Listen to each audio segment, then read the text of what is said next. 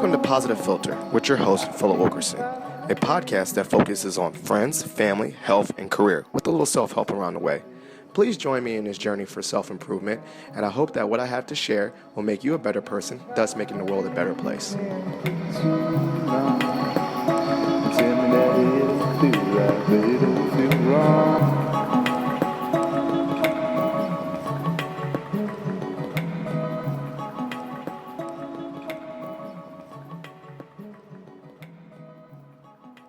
Ladies and gentlemen, boys and girls, it's Positive Filter, a.k.a. Ill Phil, a.k.a. Positive, the Prince of Positivity, a.k.a. I got Austin, Texas tattooed on my leg.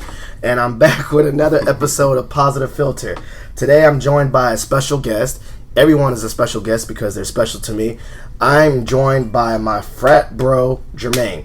Now, as you know, if someone walks up to me and says, "Yo, Phil, I want to be on the episode," I literally just say, "Okay, that's it."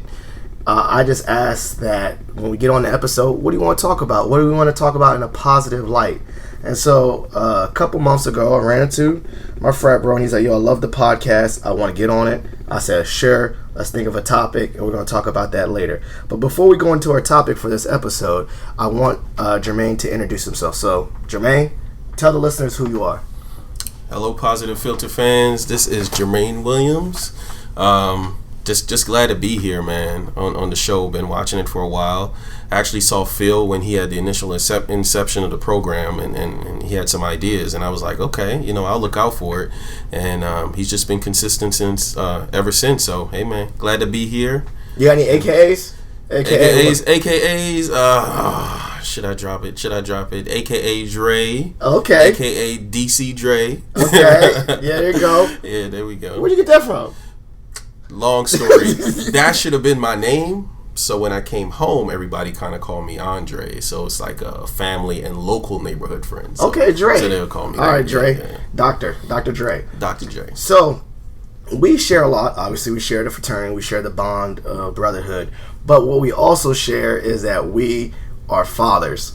And we're trying to make it in this world. Keyword, make it. Everyday struggle. And so we decided, like, you know what, let's chop it up about, I've done episodes before about fatherhood, but I think we wanted to take a different avenue on it and discuss, obviously being a father is our number one role. To me it is. But at the same time, like, I didn't want to lose myself, and I'm an individual. I have individual goals and dreams and aspirations, particularly in my career.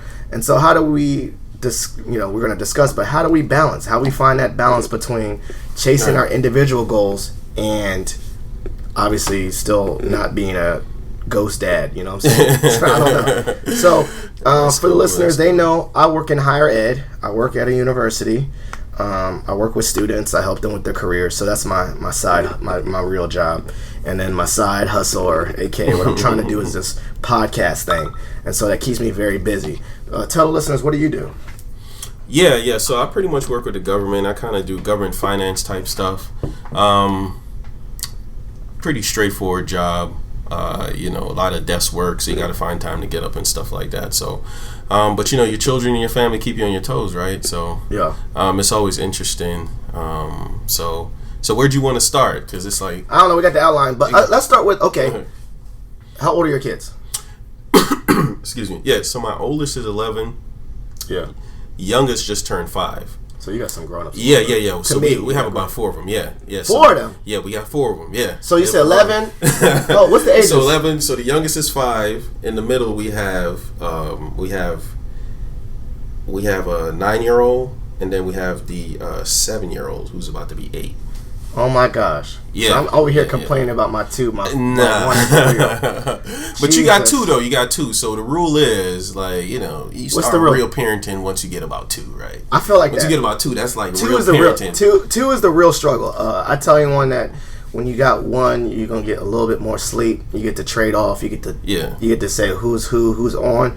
When you got 2, both of y'all on. Like you both got to do something all the time. I can't imagine 4 until they get to do their own thing. But let's take us back. So maybe you can give me some guidance. So when you were early on and with the first 2 kids, where were you in your career? Were you just starting out? Were you like hitting that big trajectory because for me, and you know, obviously I'm gonna let you answer. For me, I had the 2 young ones, but I feel like I finally just hit my stride in what I want to do. Like, it took me till I'm 34 years old to figure out what I want to do for my job. But now I got 2 kids, 2 young kids. So it's kind of that balance. Like, I wish I could have found out what I wanted to do with my job before I had these kids. But now before you had it too. Yeah. Right, so right. yeah, tell me that. It's funny you mentioned that, right? So it's like, I think we were right around like 28, 29. Okay. The second kid was coming. It was really interesting because it was like a really bad snowstorm too. It was a huge blizzard. But it was kind of like a turning point in my career too, because that's right around the time I realized, like, hey, like, we have to really get on like a whole different type of financial strategy. Yes. To where we actually started downsizing and doing a whole bunch of other like family strategic planning, right? And so I literally sat down with my boss and was like, hey, I gotta go. You gotta go. Right? I gotta go. I gotta go do something else, right?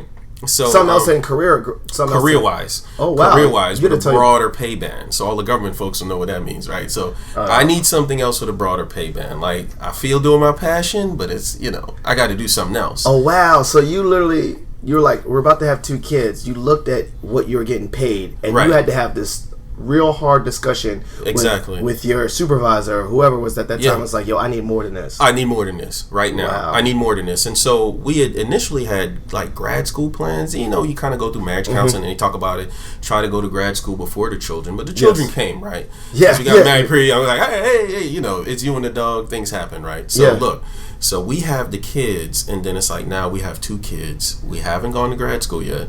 But we still want to do these things, so we just doubled down on our plan. We just went completely crazy. Yeah, like no life, sleep, no life, no sleep. I see what you're saying. Right, everything else. So we just got on a whole like super different strategy. So yeah, at that point we started reanalyzing our careers and saying, hey, this is what we want to do. So my wife did it first.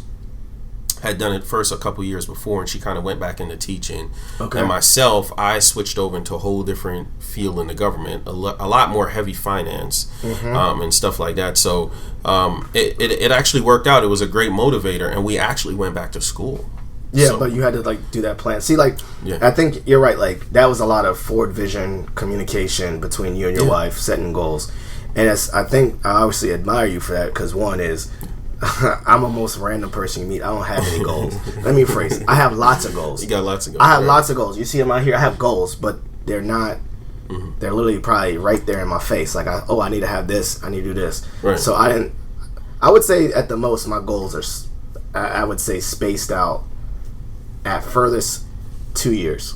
About 2 years. Yeah, I don't have no 5-year plan or nothing like that. I have like, what am I going to try to do at the end of 2019? Yeah. What am I going to try to accomplish in 2020? And maybe what am I going to start in 2021? And so we didn't have, in our discussion with kids, right? Luckily for me and my wife, we both had finished grad school, like you said. I think that touched with me. Like, we both finished grad school before we had any kids. But then I don't think we even thought about, okay, we thought about, okay, me and we want to have kids. We always want to be family people, but I never thought, okay, when I had my first kid, Bennett, I was like, okay, I'm cool with my job. I think my job is for a paycheck, like you said. I don't really have no passion about it. I was like, I'm just getting a job, getting a paycheck.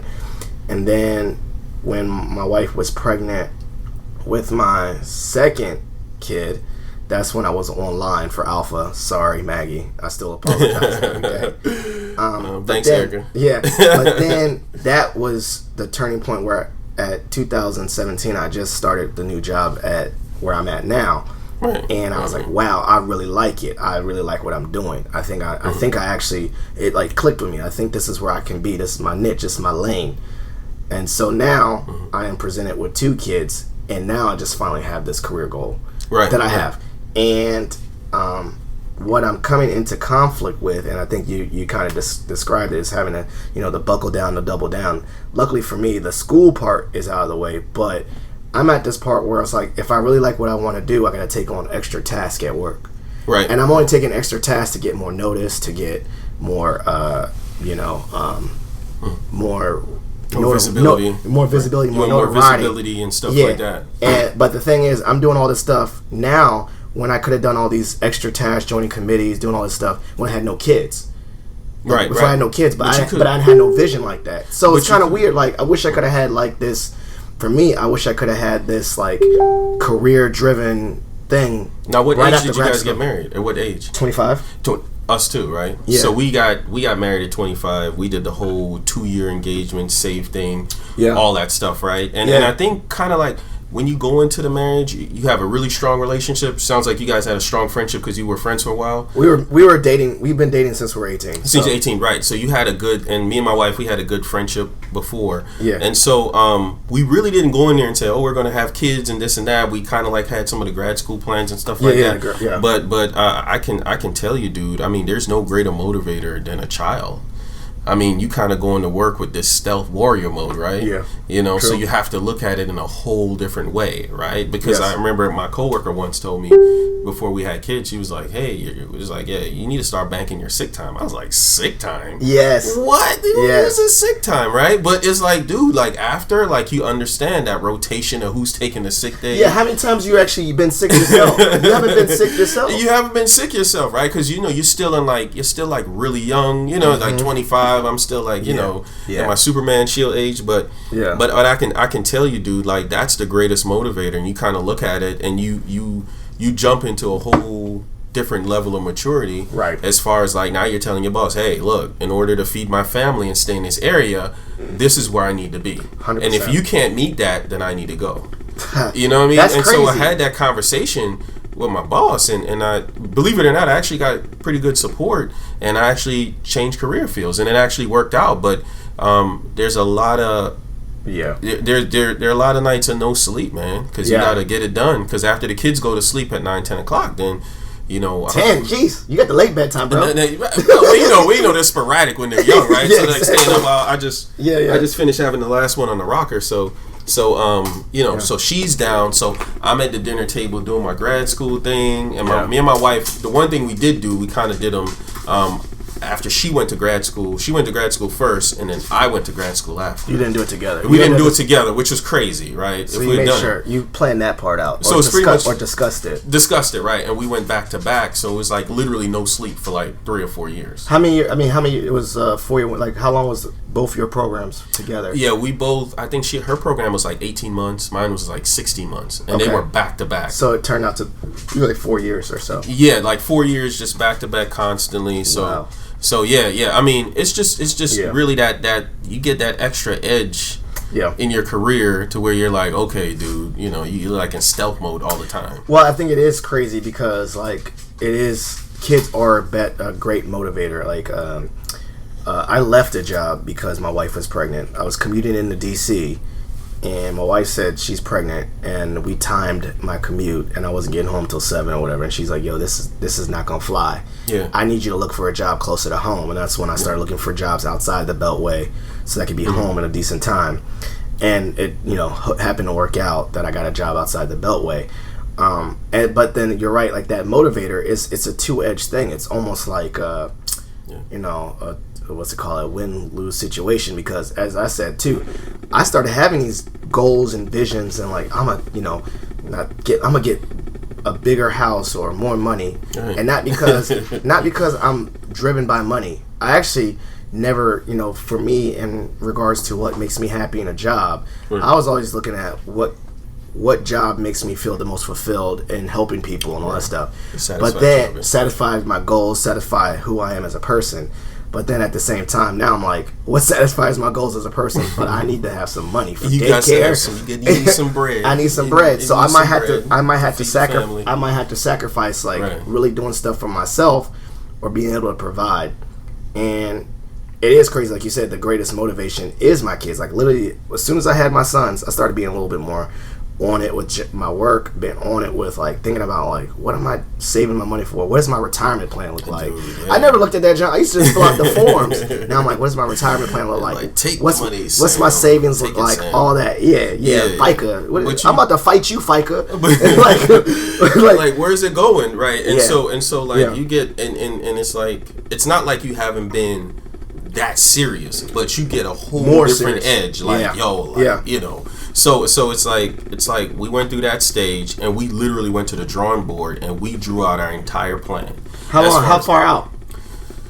probably was like a 6-year plan. 6-year, okay. It was like a 6-year plan because we did a whole bunch of Herculean stuff, and it came across, of course, because you kind of like you lose some friends, right? Because then the calls start going down, right? Because we're not hanging out any weekends anymore. Because hey, I'm doing my paper, I'm going to church, we're seeing family.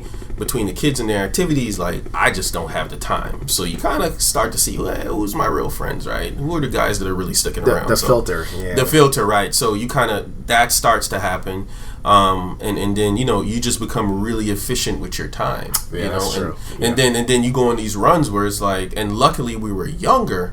So we could sleep for like 3 hours. Oh God! Like a night, right? And that's on top of going to grad school, and then the baby's like sleeping or being burpy or whatever, or the dog, dog needs to be walked after the babies are down or something like that. So it takes some, but I would say planning was our savior because planning was your savior. It was our savior, but it was crazy because to have children go to grad school and work on your career at the same time, which also comes with training and travel. Oh, that's right, true. Yeah. Training and travel on top of it for both of us, it was absolutely nuts. We didn't sleep for a long time. Now, so when you say you have a plan, I love it. What does that plan look like? Not in details, but what did it look like? Was it a whiteboard? Was it visual? Was it on a piece of paper? How did you construct this plan? Well, it kind of started off with like, at nighttime, once the kids went down, we would just sit down and kind of like what they call vision board type stuff. We'll just kind of talk about what we want, right? So, okay, we want a bigger house. Okay. We kind of came to the point, okay, we need a bigger house. We need some more space, right? Or like the thing you were talking about as far as the balance with the commuting. We were commuting. I worked in D.C. She worked in Arlington. Yes. So we commuted in the morning. I would literally run off the metro to hop in the car. That's back in the day when HOV, you could hop on at 6, right? So my whole goal every day was to get to her job by 6 o'clock so we could hop on the HOV before it opens to everybody together as a family. So so just kind of stuff like that, but just sitting down every night kind of going over it and sticking to it. But you're saying going over it every night. Where was the actual concrete one? Was it like 1-page document? What was it? How did you have it concrete? I think between us we had like 3 or 4 concrete plans. We had education. Yeah. We had our education plan that we decided to do. Yeah. Which we were actionable on, and then we also had kind of like a financial strategy. Okay. That we also kind of worked on. Yeah. And then we also kind of like had some family growth goals, and we decided not to sacrifice either one, which was crazy. So we had more kids. Yes. On top of that. Yes. Right. All while doing all 3 at the same time. So I need to write that out. Me and Mac. I have my goals written down individually, but I think what I'm hearing, I think that I'm gonna take away from this episode is that me and my wife discussed what we want to do and move and sing. We want to get to another house and all that, but I don't think we concretely wrote it down together. And I need to do that because I think that one of the things that probably, and I'm gonna ask, assuming maybe when you had these shared goals, it kept you driven more to like, man, this shit sucks. Yeah. Pardon my language. I told you not to cuss on the podcast, but I did. But this sucks. This sucks. But like, wow, like she's stepping up for our family goals. I gotta step up. Oh, yeah. And you can see that it was shared goals. Did that help you motivate you? Oh yeah. Because I always said to my wife, I was like, I'm not even wasting time going to grad school. I was like huge grad school man. Yeah. After school, and then once I got into the workforce, I was like, I'm not wasting my time for it because I don't see the value in it right now, at least as a business major. But when my wife went back, because she wanted to switch back into teaching, and she kind of went back to grad school and did the grind, being pregnant, commuting to work, you know what I mean? Like she was like doing it all, and like she just motivated me, and I'm like, dude, like my wife's really doing it right now with like a 4.0. Right? Yeah. With like everything, right? With everything going on, being pregnant, doing everything else. So that was a huge motivator for me.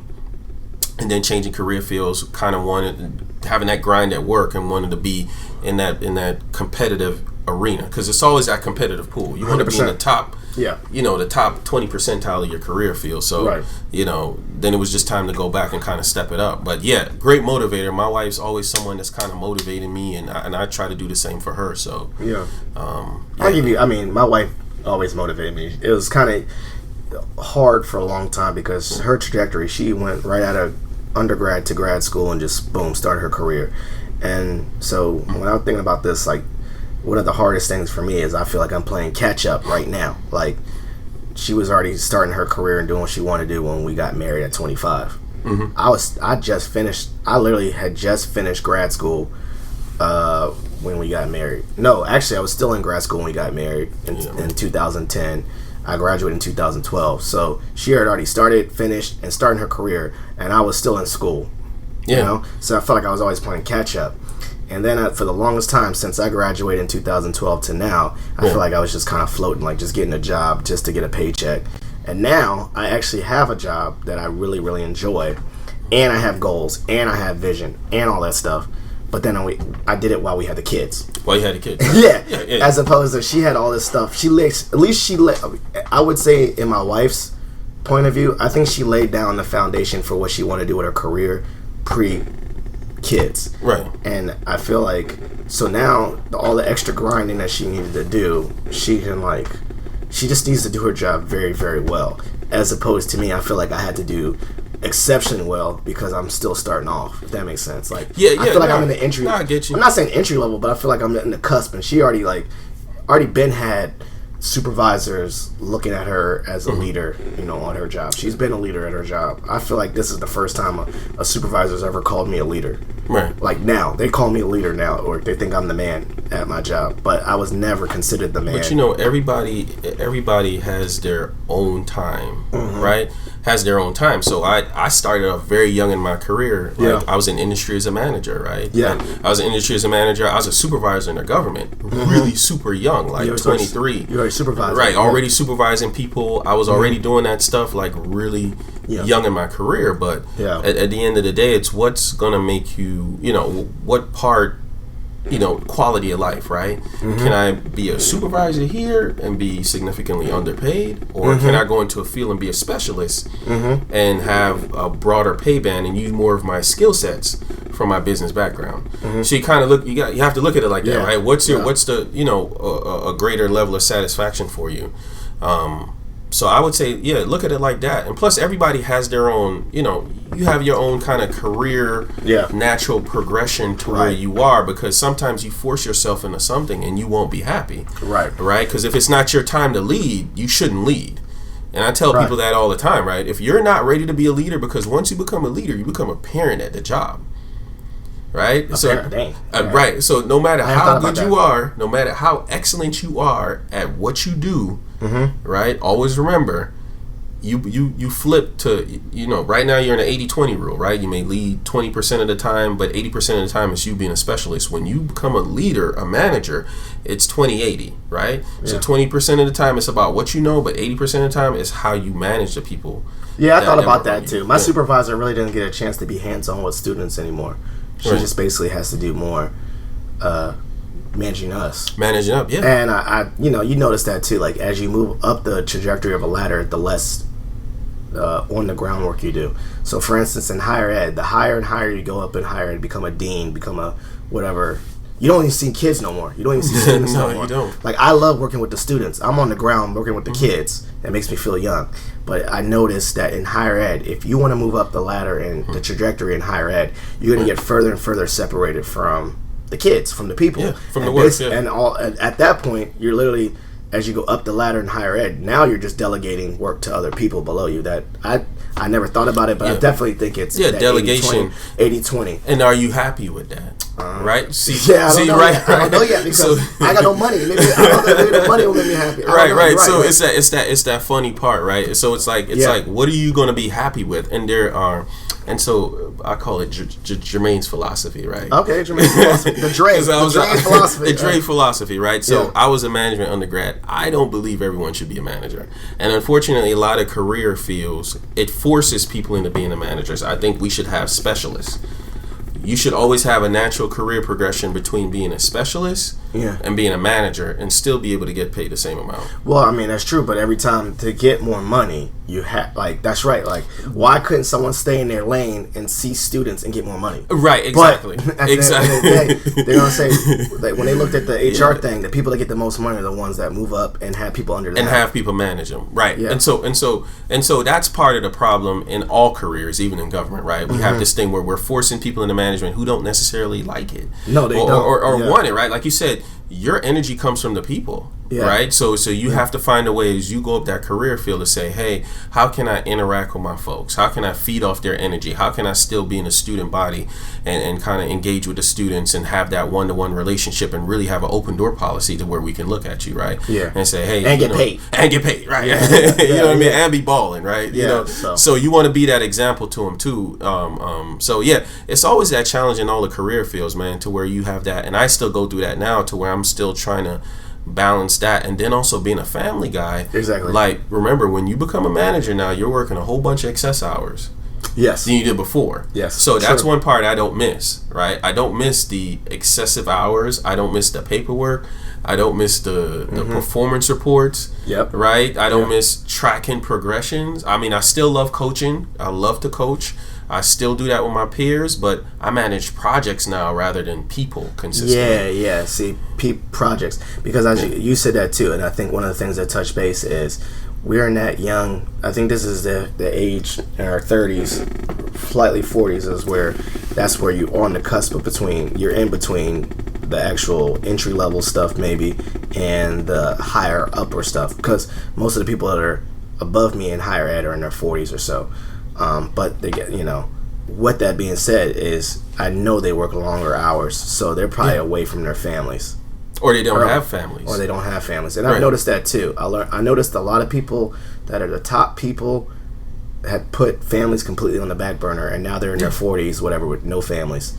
And some of them seem perfectly happy with that, and some of them have this like underneath layer of sadness. Like they realize that they put their career so much first that they never started a family at all. But they made it. They're the bosses now. Yeah, they're the bosses. They're the bosses, but at what cost? At what cost? And what sacrifice? And so I was on a kind of like on a director track, right? Mm-hmm. When I left my position, right? And I could eventually have been in that position, but it's the quality of life too. Right. My quality of life would not have been the same that it is today. Right. The flexibilities I have, the educational opportunities, and then you also have to look at skill sets too, right? So it's like there are some jobs, they're great jobs, but on the same token, how well can you can you utilize those skill sets laterally into other career fields? Yeah, right. You don't want to get stuck as a specialist in one field. If the government closes that area, then hey, guess what? You're useless now, right? Yes. So you have to kind of look at it like that from a growth perspective to kind of see, okay, where can I cross train so that in case something happens, then I can be useful in these other areas too. So yeah, but the quality of life, dude, I will take my family over anything, any day, any kind of success or promotion. Yeah. Because the end of the day, I mean, the joy you get from having a family it's priceless. I know that sounds like a Hallmark card, but I totally agree with you, man. Like, I don't know, like I literally thought, like, okay, if I did like the Freaky Friday and I had like all this status and stuff and a different car and all that stuff, I was like, I'll be quite honest, I was like, I don't think I'd be happy. Nah. I thought about it, I was like, nah. And I was like, man, okay, maybe for a moment, let's think about it. Nah. And where that come from too is like, you're right, like, I just can't imagine my life without my boys and my wife, but my boys. But then I was thinking, like, when it was really, really hard, I was like, and I know you can agree with this, like, why did I do this to myself? The no sleep and all that. It's crazy. But I think you're right. It's like a thing. It's the cost benefit, right? You make an actual. I think every parent goes through this actual like realization. Really good parents. There's some people that just bounce on their kids. Y'all trash. I'm gonna say that right now. But there's an actual decision where I think you have to make, and I think this is what the goal setting is like. You look at your partner and you say, do we really, really want to do this? Because this is going to be hard. Yeah, it's going to be hard. It's going to be hard. And that's with one. Yeah. And then you have one, you're like, that was kind of hard. Yeah. Do we really want to do this again? Man. And you're like, and then you do it, and that's like, wow, this is hard. But then you look at the second one or the fourth one or the third one, you're like, I can't imagine that person not existing. You can't imagine that life not being there and the joy that you get from it. And the cool thing is now, I'm like, dude, I can't imagine having my first now, right? Yes. In your 30s, trying to have your first, like, man, that's rough. Yes. Shouts out to all the people that's doing it. Or in their 40s. Blessings to you. I know people that start in their 40s. You start in your 40s, but and that's what I always say. Like, everybody has their own timeline and their own schedule of blessings that's going to come to them. Some people are in their late 40s, some are in their 30s. For us, it was in our 20s, right? Yeah. In our 20s, we kind of did it, and got it done. And dude, I'm so happy with it, man. I'm glad we get it. I think the thing is, you're right. Like, starting later, or maybe the people that focused on their career first, and then they had to do it in their 40s. You're gonna be tired. I mean, sometimes it's a joke, but I don't blame teen parents. You know what I'm saying? Like, you know what I'm saying? Like, I was thinking about that too. Like, if I had a kid when I was 20 or 19, shoot, I had so much energy, but then also be broke. We all be eating ramen every day. Every day, man. Hot dogs. And so I understand why people back in the day, they had kids in their teens, like, no, you have the kids in their teens. You be reading about the colonial days. Their members was having kids at 14 or something. 14, right. But the thing about it is, too, what people forget is, like, even back in those days, man, like, family values were crazy high. Yes. Like, these people were married, and they had been working on farms, and they understood, how to save and how to deal with harvests and different seasons and different things like that. So, and they also had a shorter lifespan. I was about to say, and they died at like 60. He died like 37, fall in a whale or something. Yeah, I know. So right, their life was different. But at the same time, it's like, it was all different.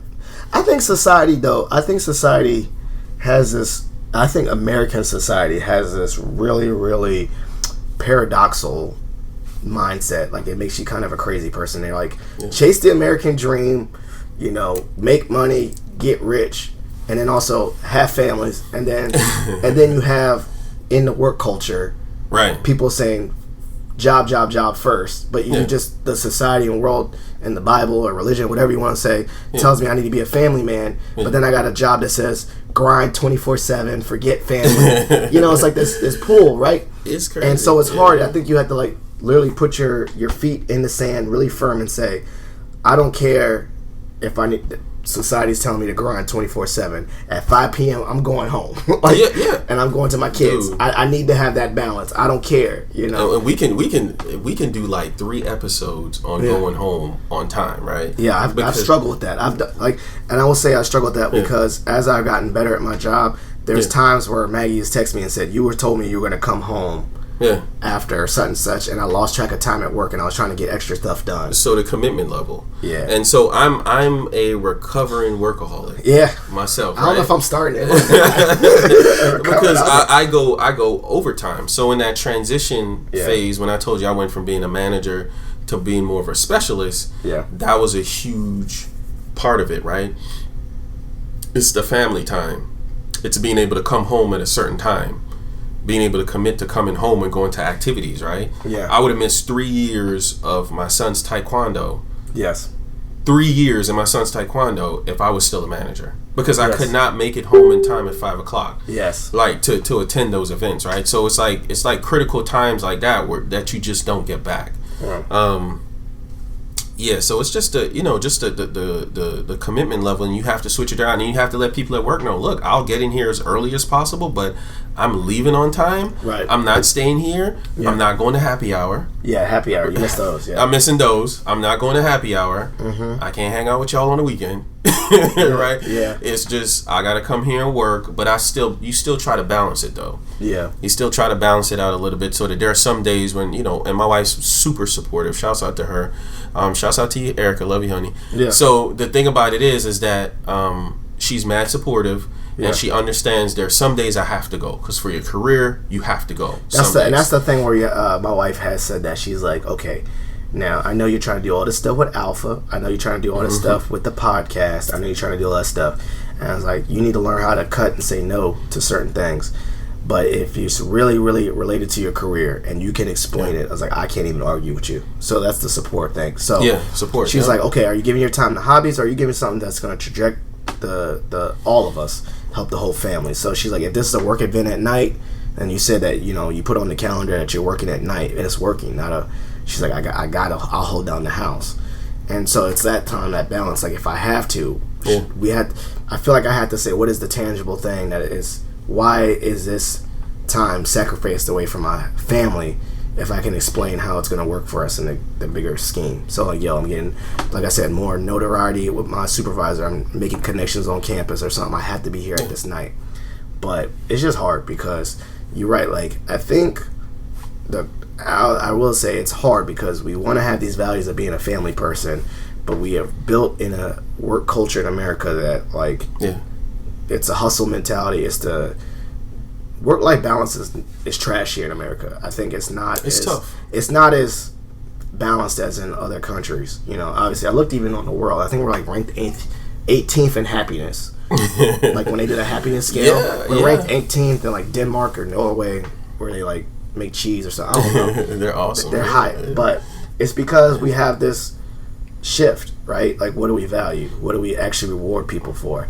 We reward people that work extra hard rather than people that say, no, I gotta go to my family and kids. Like, what you mean? Like, that's not exactly, that's not rewarded. And so that's the whole value system thing. I think you touched on it earlier, right? It's having a solid value system that no one can touch. Yeah. Right? I can't tell you how much bad advice I got about when I was getting married really young or when we had children, right? Yeah. And so oh, you guys are having blah blah blah. Hey, it's my wife. We love each other. Why not? Right? Gotta provide. Right? We're planning and praying. That's it. Right? The 2 P's. Right? We're planning and praying, and we're being committed to what we need to do to each other and to our children. And God's making it work. Right? And we're not in a dire situation where we have to lean on anybody. We're sustaining ourselves, and it's a blessing. So I got to thank God for it. And we still get to live a decent life.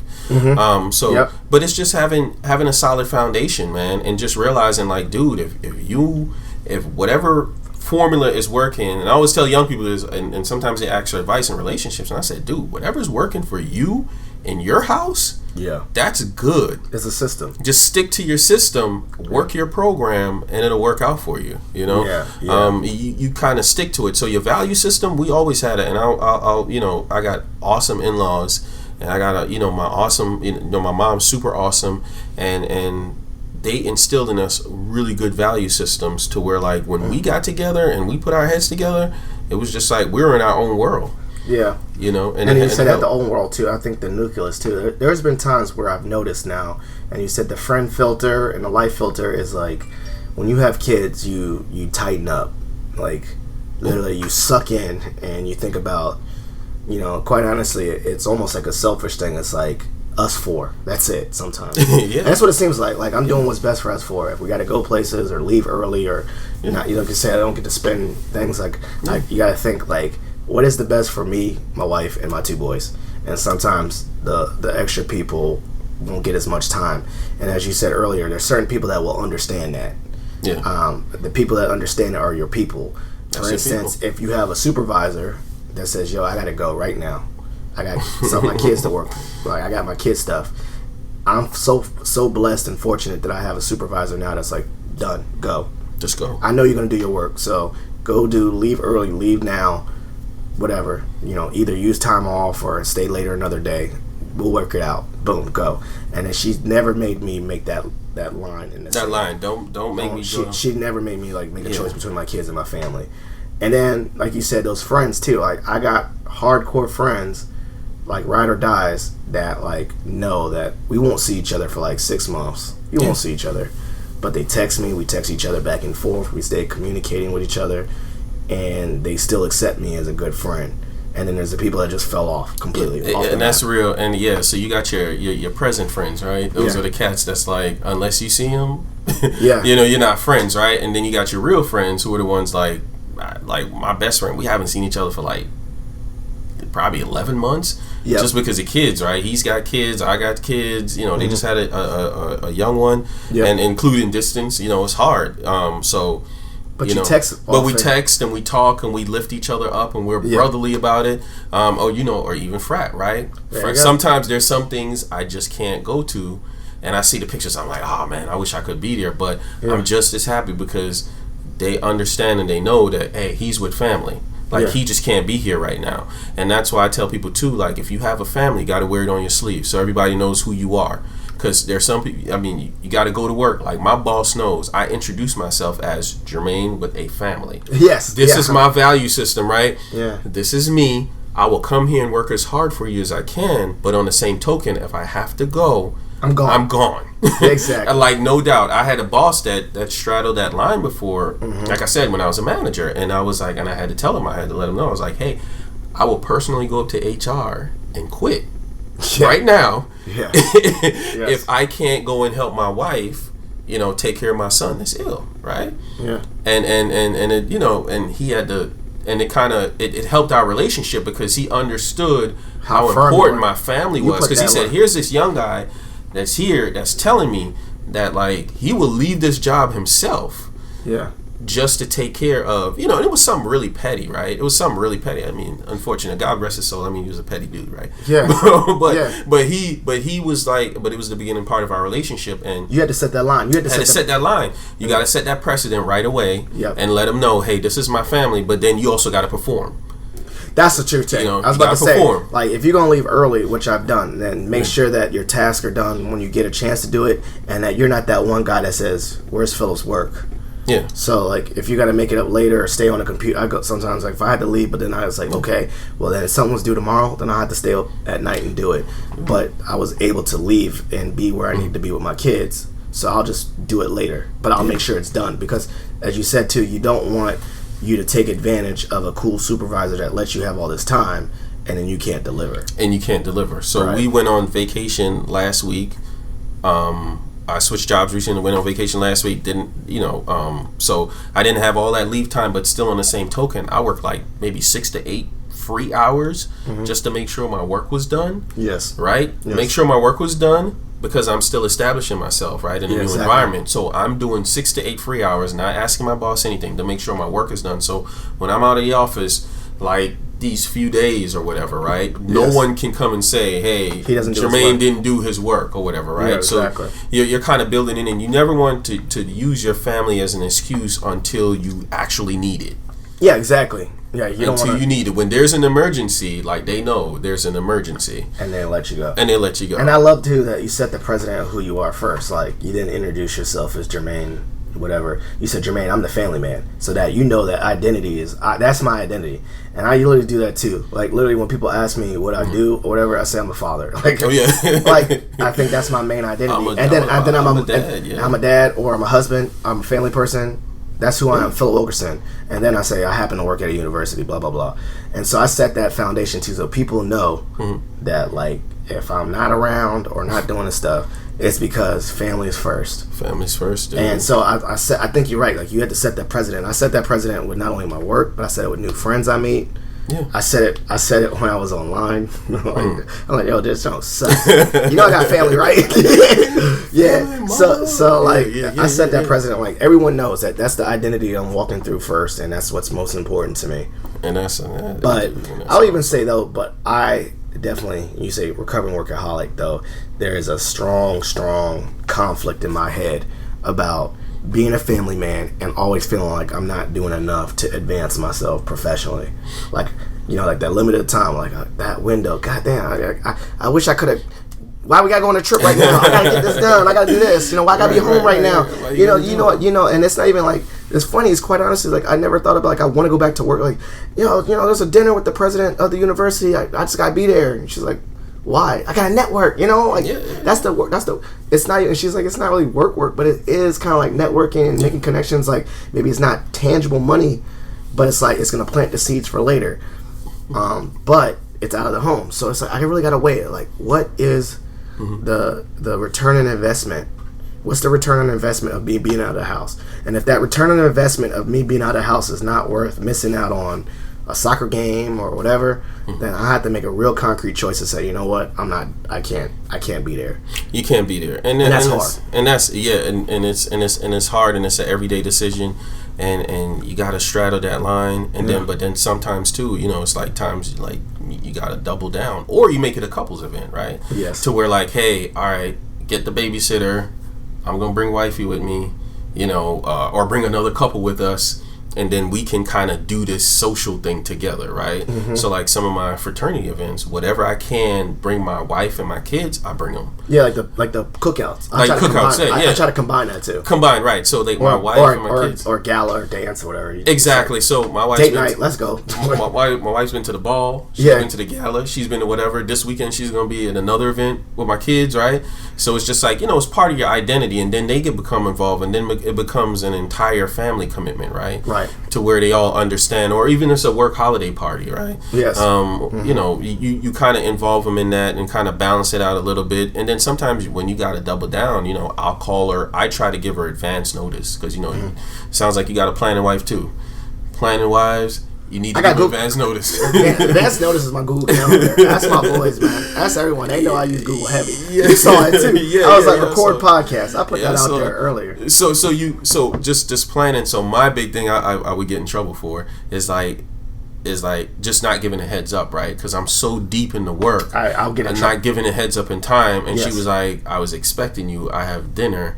Or blah blah blah, or we were playing this, and then you feel like the worst person in the world. She said that too. She was like, "Yo, if you would have told me in advance that you was gonna work late today, or give me a heads up to go pick up the kids." But then sometimes I'm so engrossed that I forgot. You forgot, and it's not intentional. It's not intentional, but you forget, and then it's like, "Oops, it's 5:00," right? And then you get that, you know that voice. Yes, hello. Yes. Right, and so it's like, and you forgot, and you feel so bad, but yeah, man. So it's like I try to do a much better job of doing that, of either giving heads up, or if there is work, if there's flexibility in the work to where I could do it on maybe a Thursday and stay late, vice a Monday or Tuesday when things tend to happen during the week, I'll try to push it to Thursday. Right, and then still try to leave early on Friday, right, and come home and spend more time, right, right.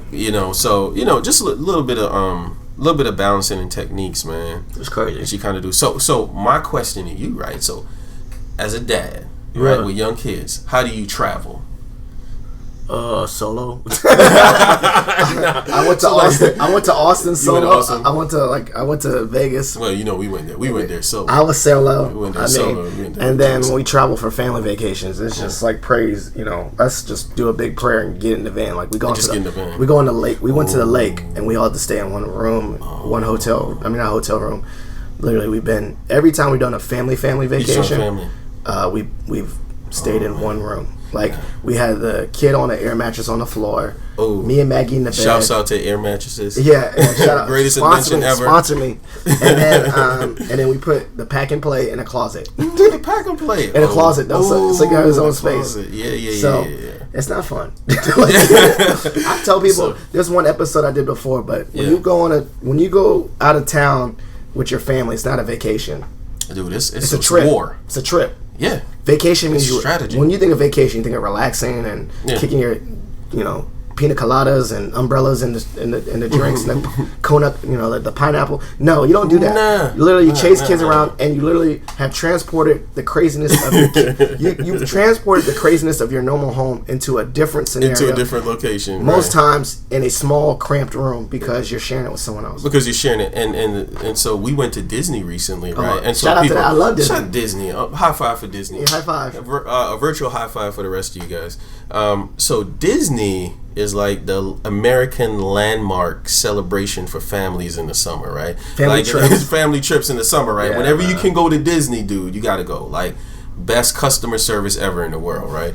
So, but where'd you stay at a resort one? Or we stayed at a resort. So this time we stayed at a resort. Sometimes you got to balance it based upon the budget. You know what I mean? At a Holiday Inn down the street. Sometimes you're staying at the little janky condo, right? Yeah. Sometimes you on the resort. Hopefully you know someone that got a timeshare. You got a timeshare. You asked them if you can bum off the timeshare, but so when you go to Disney, and we try to tell parents, because my wife is a huge Disney buff, right?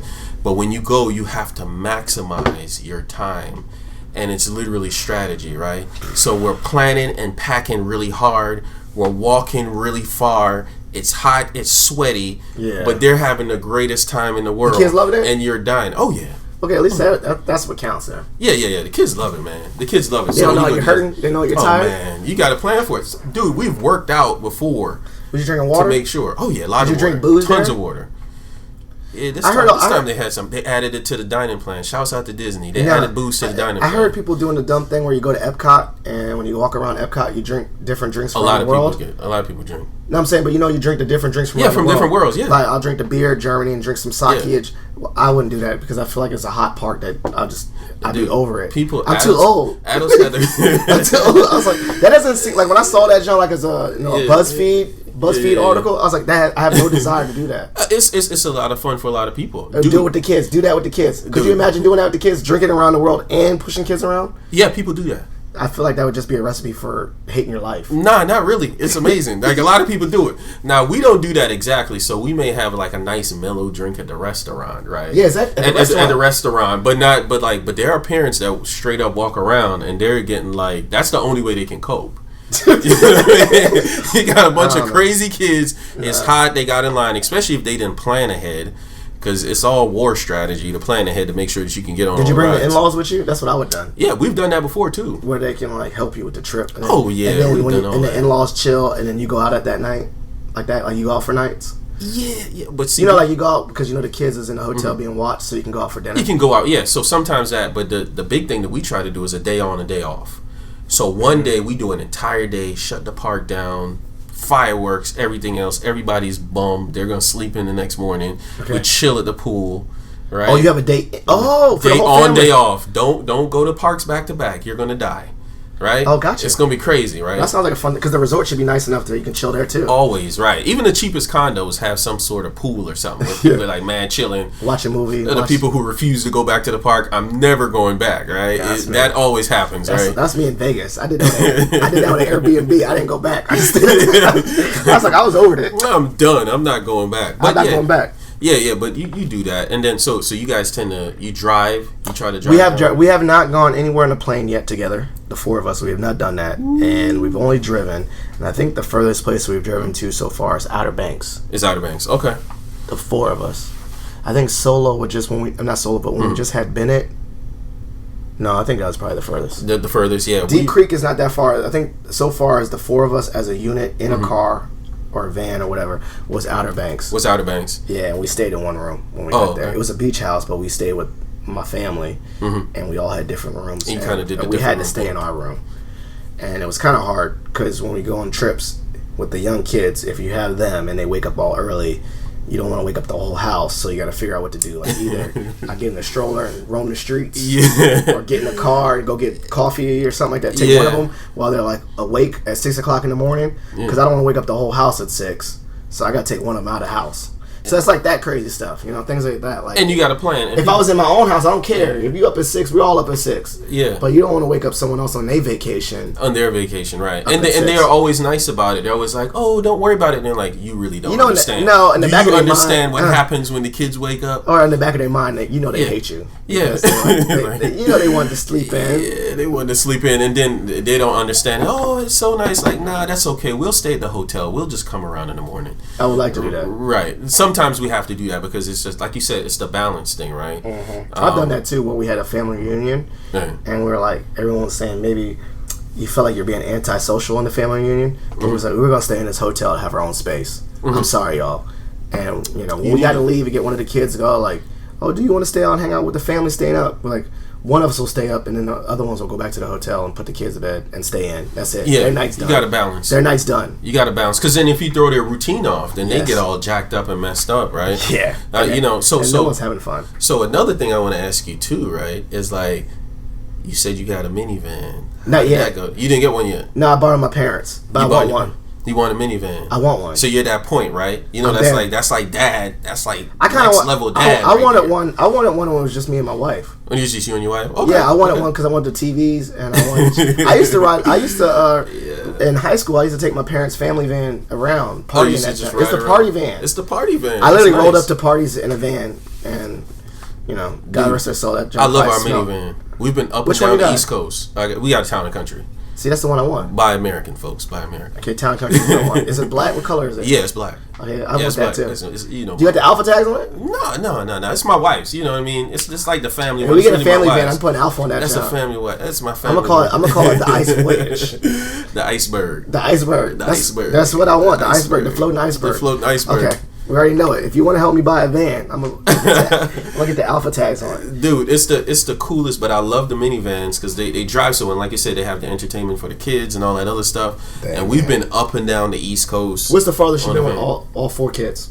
All 4 kids in a car, and not a plane trip. I'm talking about plane trip, like in a car, on a road trip in a car. Yeah. You know, so far, I think all 4 together, the furthest we've been, I think Florida. That's pretty far. That's like 10 hours. 4 of them, yeah. How many hours? It's more than 10 hours. No. Yeah, kids 16. Yeah, I'm saying because it's 10 hours just to get to Atlanta. Yeah, 16 with kids because with all the stops. Oh god. With all the stops. Where'd you stop at? Yeah. So we're whatever gap. So if we're going straight. Do you have any people down south to stop and take a real? Like if we went down south, we would stop in Charlotte or Atlanta because we got people down there. You got people down there to stop and like really get a real stop, like stay at their place and sleep. So we developed this thing. We kind of learned the hard way not to drive straight because it just ended horribly one time. Push through. So yeah, no push through. So we do 4-hour legs, right? We do 2 4-hour legs and then stop at a hotel. So it could be in deep North Carolina or somewhere close by in South Carolina, and just stop. And so we'll just stop, just spend the night, get up in the morning, drive rested. So we take 2 days to travel. Okay. So everybody's not all freaked out and and all tired and stuff like that. So, all right. So we're at the part of the episode what I call shot for shot, where you get to ask. I mean, you've been already asking me questions, but you can ask me any question not related to fatherhood, anything you want, and I get to ask you anything you want. You want to go first? I go first. All right, let you go first. All right. So nothing related to this. All right. Who is your favorite sports team across all sports and that you love to watch, and why? Oh man, well thank you for asking me this question. Yeah, I couldn't wait to tell you. The Dallas Cowboys, okay, my favorite team. Can I mute the ever mic? In history? I can't mute the we mic. can do a whole entire episode on my Cowboys. Do you see where I'm at? You see the listeners don't see this. You see what comes. You see where you're at. Well, you can't be. Did perfect. You grow up here in Virginia? Yeah, I grew up in DC. Oh my goodness. I grew up in DC. Yeah. I'm a Cowboys fan. I love my Cowboys and I hate them too. I do too. Me too. I hate them too. I love them and I hate them, but they're still my team. All-time favorite team ever. Love them too. Second love, probably I like the Ravens next. Until. What's your one? You grew up in here. What brought you into the Cowboys? I would say my best friend. He came from Jamaica in the 2nd grade, 90 something. Boom. He came right in the era of Emmitt Smith and all that. What about you? Right in the era. It's funny because I was actually born in Jamaica too. Oh, you're born and during the too? 90s, and during the 90s, wow. 90s, I actually that was the time, dude. Like in the 90s as a kid, when you start playing football, and like you pick a team, because my dad's a huge Redskins fan. He used to dress me up in Redskins. That's back when DC was ran by the Redskins, right? Yeah, well, before 91 and stuff. 91 and stuff, right? I am a pessimistic Redskin fan, but so you came in with that era. Yeah. So I was in that era. Yeah. So I developed this whole Cowboys thing. You kind of pick a team in the neighborhood, and then I kind of stuck with it. Emmett, all them. So that's my original Cowboy squad. So there you go. Got it. I can't hate. They were actually awesome, but they're not around. Okay. This is my second follow up. Have you ever been to a game in Dallas yet? No, not yet. I had before you. I went to the Redskin Cowboy game. But I can tell you, I missed it by like 6 days because I was actually going to be TDY in Dallas next week if I stayed at my old job. Shouts out to my old job. You would have saw them. Have you seen them here at FedEx? Yeah, maybe once. I've seen a bunch. My dad had season tickets, so I've seen them a bunch of times. You've seen them a bunch of times. Yeah. Some they lost, some they won. I don't know, man. Awesome Cowboys. I literally don't like the Redskins. I don't know why I'm stuck. I think it's my dad. I blame him. He ingrained it in you. No, it's terrible. Like I literally sometimes I don't even want to watch football no more. But whatever, that's loyalty. Hey, you gotta go down with the ship. Yeah, that ship's gone down multiple times. I don't know how many times I can say it. Sorry, your question. Titanic. So the iceberg. The iceberg's coming. Hey, so let me ask you this, man. If you could travel to anywhere tomorrow, where would you go? How would I travel though? Is it your choice? Yeah. Okay, let me rephrase. Is traveling part of the experience? I'm just there. A part of the experience. Okay. I would love to do a road trip across the country. I've actually planned it. I actually have the route. I have the southern route in Google Maps, where I made it from here to Los Angeles, but I go through the south, like Texas and all that. I don't know. It's not really the. And that's why I asked if it's if it's more the journey rather than actual. I don't really care about getting to Los Angeles. You don't care about the destination. No, I just want to go. Journey. I want to go. I want to go across the country, and I'm gonna do it one day. I still don't know if I'm gonna do it with my boys. Maybe I'll do it in the iceberg van. Shout out iceberg in the iceberg van. But I really want to do that where, like, literally, I document this trip with lots of pictures, and I stop at places and eat at different places with good food. Ooh, so you're a foodie too?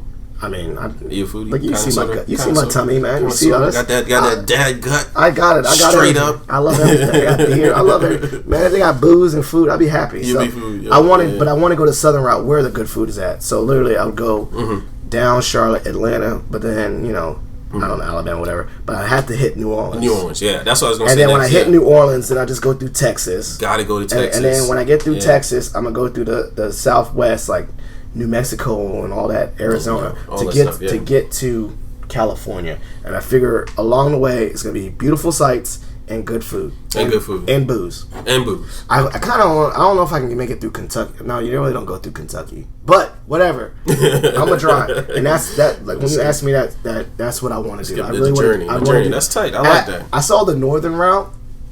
I mapped that out, and I really wasn't really. I don't want to go through Chicago and all that. No offense. The South is where I want to go through. I'm trying to stick with that nice warm, mild weather. The desert. I want to go straight shot desert. Like, was that 66? 66, Route 66. That's what I want to do. Iceberg, baby. I don't know if that van will make it though. How'd I get it back? I saw that about that too. How do you get it back? You have it shipped back? Hey man, look. I know when I was in the military, some people would ship their car back. Yeah. So you can ship it back. But it costs a lot of money to ship. Oh, it's going to cost a nice amount of money. Yeah. Or you can rent the car, and then drop it off and fly back. And drop it off, yeah. And they charge you a little bit extra for that, but that might be a better option. Or a Winnebago. I can rent a Winnebago. Yeah, you can rent one, yeah. But if you rent a Winnebago, you have to make sure that you find at every place a place to park it. A place to park it, yeah. Or refill it, or the RV parks and stuff like that. RV parks, or the dump out the poop. Yeah. You just because you got to find rest stops. All the different rest stops along the road. Yeah. So these are all things I have not thought about, but now I'm thinking about it because I have the route though. You got the route. Hey. I think I'm gonna do a Winnebago now. That's right. You got to at least. I'm gonna call it Iceberg. The Iceberg. That's cool, man. You got to do the van shopping. Man, this is a great episode. Actually, I really enjoyed this. So we're at the part of the episode. The episode's done. This is called shout out and plugs. Meaning shout outs, you get to shout out anyone you want, show some love, wife, everyone, and then plugs. If there's any ventures, books, anything that you're working on that you want the listeners to be aware about, you plug it. So shout outs and plugs. Go ahead. Well, first of all, got to give a shout out to Phil. Awesome episode. Love to see dreams become a reality. And I think you're doing a great job, man. So shouts out to you. Plus, you're frat too, so it don't hurt. Don't hurt because you're frat. Yeah. But but that's awesome, man. Really enjoyed the episode. Enjoyed connecting on the young dad thing. That's awesome. So many more stories we could tell. Yeah, right. We could do another one. Looking forward to the iceberg van. Yeah. Got to do it, right? Really maybe we can drag race, right? You get your iceberg. You know what I mean? I had a van. It had get up. It's got to get. Hey, let me tell you something. My van's got 280 under the hood. 286 speed tranny. We gets up. We get up with the kids, right? The iceberg. Man. The iceberg. Iceberg versus I really iceberg. want to get one too. I want to get an iceberg now. Yeah, get it, man. I don't want to steal your shout outs and plugs to this show. No, that's fine. And so, shout out to you, to the host, of course. Awesome episode. Enjoy being here. And of course, shout out to my amazing, beautiful, wonderful, fantastic wife, Erica. Thank you so much for all your support. She supported me through everything. Having these babies for me, just being amazing. Shouts out to all the wives that tolerate husbands with a lot of dreams and a lot of things that's always going right. Hashtag prayers for hashtag prayers for Erica, prayers for Maggie. Nothing's wrong. They just dealing with us. That's right. Just dealing with us, baby. Thank you. Prayers for both of them. Prayers for the wives. Prayers for the wives, man. Dealing with busybody husbands that always have something on their mind, always something going on. But thank you for that. Thank you for taking care of the kids, everything else. Shouts out to the moms and the dads and the awesome support system. Shout out to my frat brothers, doing awesome work in the community. Yep. Love it. fantastic. And all the other frats and nonprofit organizations that are doing great things to uplift their community and stick into the positive. And just shout out to everybody, man. Just being positive, no matter what's going on in your life or what's going on in the environment or society. I know it's a really heavy time right now for people, but the most important thing that you can do every day is to wake up and be positive and be uplifting to somebody and help somebody. We can spend far more time doing good by being good than focusing on all the bad things. 100%. Any plugs? Any things you're working on? Nah, man, just trying to be the best me and managing the summer, man. Getting with the kids, going down the bucket list. There you go. What's on the bucket list? Dang, you see, you asked me too many questions. Hey, man, we just knocked Vegas off the list, man. Vegas with the frat. I ain't never going back there. I hate Vegas. I'll tell you right now, I hate that place. That place was too much. I ain't never going back to that place again. That's crazy. I'm extroverted. I say I'm hating that place. Bring it back to Austin, Texas. You know what I'm talking about? Did I show you this already? Yeah, I heard it on all your episodes, yeah. Shout out to Austin, Texas. Austin, Texas. I got on my leg.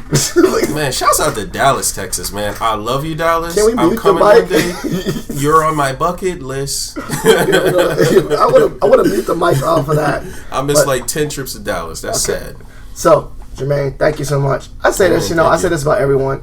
If you want to be on the episode, I'd love to have you. Just think of a topic. I think that the main thing about this podcast is being with my family and friends and people I connect with and vibe with, and definitely you're one.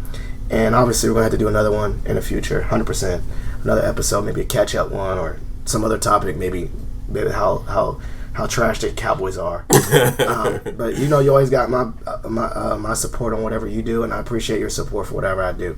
Listeners, if you love this episode, please like, subscribe, share, etc., etc.